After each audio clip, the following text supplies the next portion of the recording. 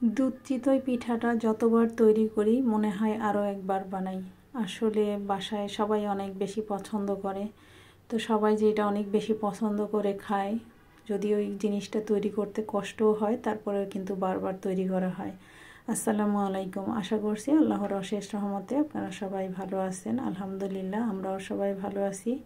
তো আমি আজকে আপনাদের সাথে পারফেক্ট চিতই পিঠার রেসিপিটা শেয়ার করব। আশা করছি পুরো ভিডিও জুড়ে আমার সাথেই থাকবেন। ভিডিওটি আপনাদের একটু হলেও ভালো লাগবে। তো আমি যেইভাবে একদম শুরুতে থেকে পিঠাটা তৈরি করি ওইভাবেই প্রসেসটা শেয়ার করছি। এখানে আমি 2.5 লিটার দুধ নিয়েছি। আমি আজকে হাফ কেজির থেকে একটু চালের বেশি পিঠা তৈরি করব, 1.5 কেজির মতো হবে। তো দুধ জাল করে নিব। আর আমি যখন পিঠাটা ভিজাই এই চালটা একটু কষ্ট করে বেটে নিই। বেটে নিলে একদম খুব সুন্দর পিঠা হয়, কোনো ধরনের বেকিং পাউডার বেকিং সোডা ছাড়া। আর এটা কিন্তু বেটে নেওয়াটা খুব বেশি কষ্টের হয় না, যেহেতু অনেকক্ষণ ভিজানো থাকে চালটা। আপনারা চাইলে ব্লেন্ডও করে নিতে পারেন, আবার আমার মতো এরকম বেটেও নিতে পারেন। বেটে নিলে যে দেখুন কতটা আঠালো হয়, একদম পারফেক্ট পিঠা হয়। তো এই যে এখানে কিন্তু আমি কুসুম গরমের থেকে একটু পানি, মানে কুসুম গরমের থেকেও একটু বেশি গরম পানিটা ব্যবহার করছি।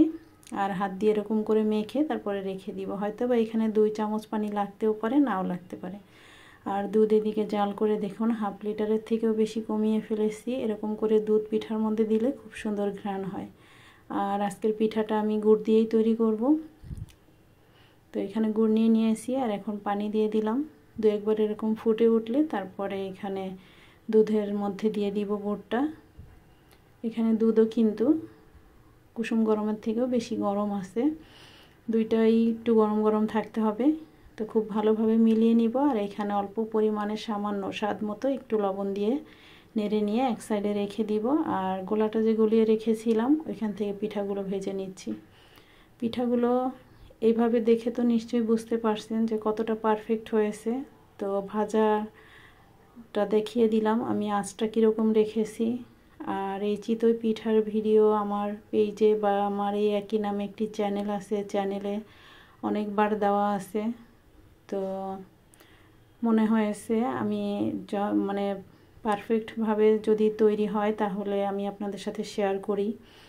তো পিঠাগুলো দেখে নিশ্চয়ই বুঝতে পারছেন যে কতটা পারফেক্ট হয়েছে। আর আমি পিঠাগুলো তুলে তারপরে এই যে রসের মধ্যে ভিজিয়ে নিব।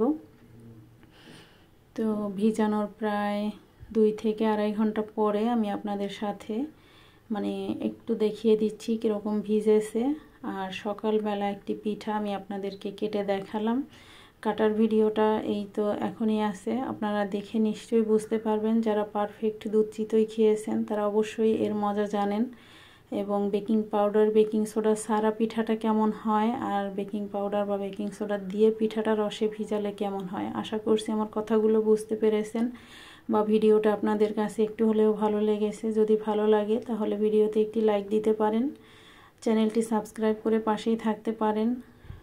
ভালো লাগলে পেজটিতে ফলো দিতে পারেন।